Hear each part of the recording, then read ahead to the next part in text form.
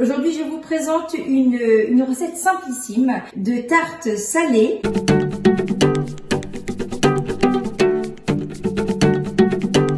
Bonjour et bienvenue à tous dans cette première vidéo.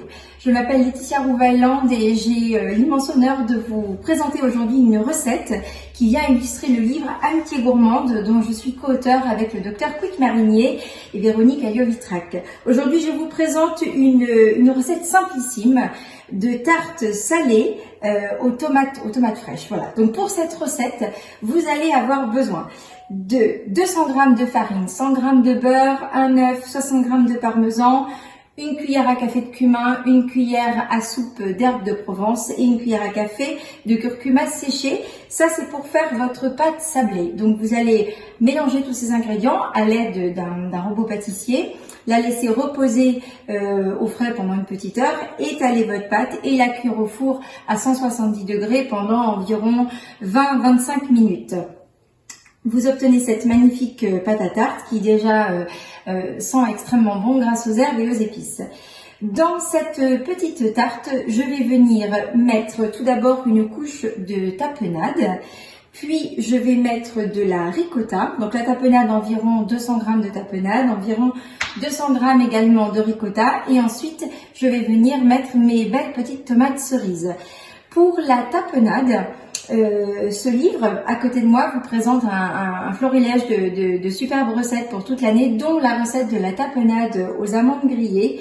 Et je vais laisser la parole au docteur Quick Marinier qui va vous expliquer les bienfaits de l'huile essentielle thym citron que nous proposons donc dans cette recette, et je vous reprends tout à l'heure. Quelle bonne idée de mettre une tapenade en fond de tarte à la tomate. Ce plat, qui nous vient du sud de la France, contient bien sûr des herbes de Provence, mais aussi des olives, vertes ou noires, ainsi que des anchois.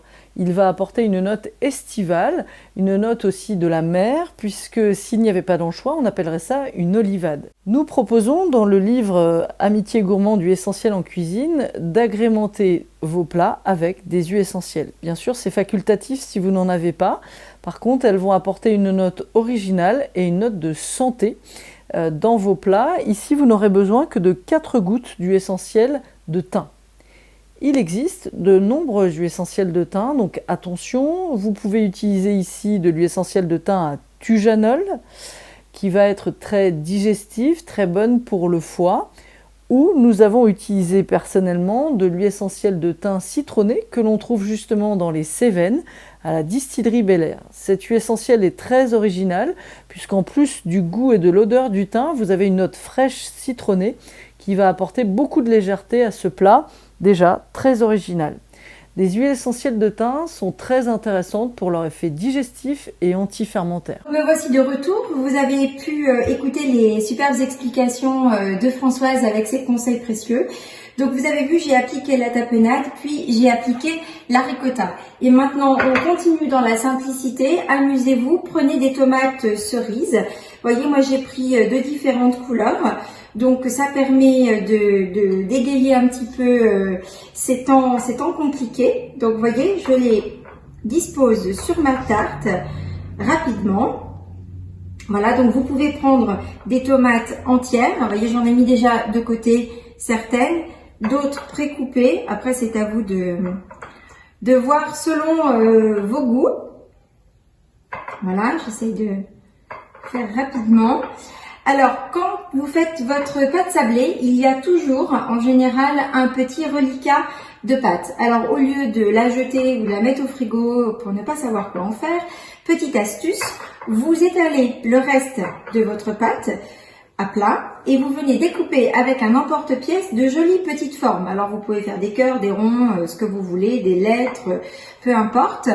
Vous les faites cuire en même temps que votre pâte sur une autre plaque.